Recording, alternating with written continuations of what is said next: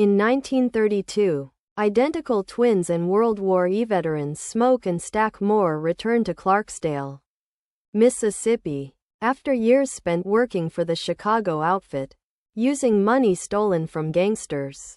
They purchase a sawmill from racist landowner Hogwood to start a juke joint for the local black community. Their cousin Sammy, an aspiring guitarist, joins them despite his pastor father Jedediah's warnings that blues music is supernatural. The twins recruit pianist Delta Slim and singer Pearline, with whom Sammy becomes enamored. As performers, Smoke's estranged wife Annie as cook, local Chinese shopkeeper couple Grace and Bo Chow as suppliers, and field worker Cornbread as bouncer. Smoke and Annie argue over her occult beliefs.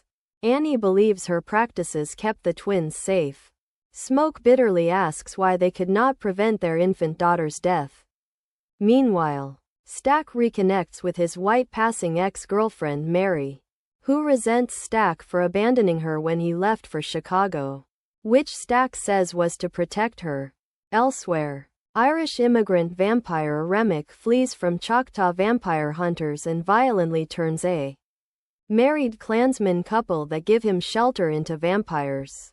At the joint's opening night, Sammy's music is transcendent, unknowingly summoning spirits of both past and future to join the entranced crowd.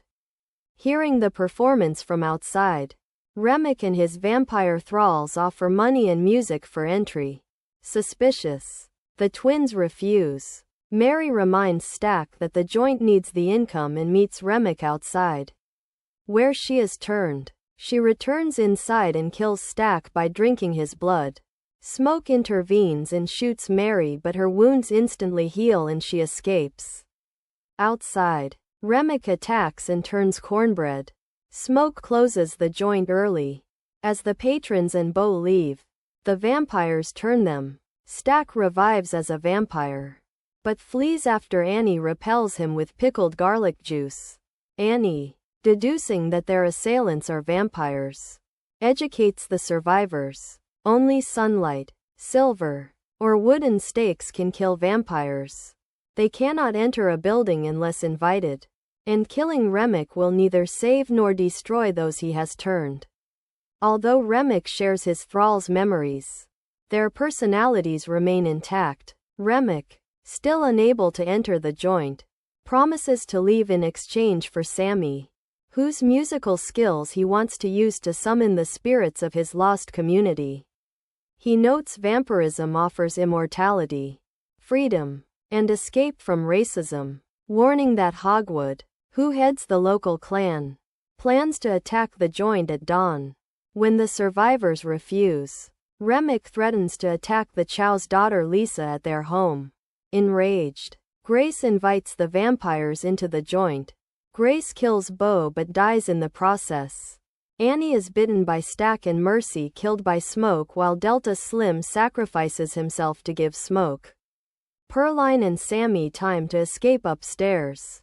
Mary, distraught over Annie's death, flees the joint. Smoke fights and defeats Stack, while Remick turns Pearline. As Remick catches Sammy at a nearby river, Sammy hits his silver guitar over Remick's head, briefly stunning him and his horde via shared pain, before Smoke arrives and stakes him.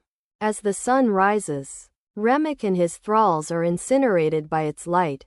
Smoke sends Sammy home before he kills Hogwood and his men, but is fatally shot. He witnesses a vision of Annie and their daughter before he dies. Meanwhile, despite his father's pleas to renounce music and seek salvation, Sammy leaves for Chicago and becomes a blues musician.